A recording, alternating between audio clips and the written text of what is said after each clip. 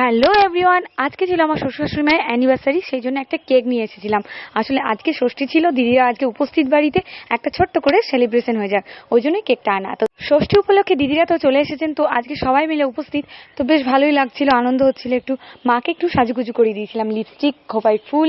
তো মা এগুলো একদমই পছন্দ করে না, তবু জোর করে করিয়েছিলাম, আর মাকে দাঁড় করিয়ে ছবি তুলছিলাম। মা তো একদম বিরক্ত হচ্ছিলেন। তো এই যে কেকটা, আজকে এই কেকটাকেই কাটিং করবো বলে নিয়ে আসা হয়েছে।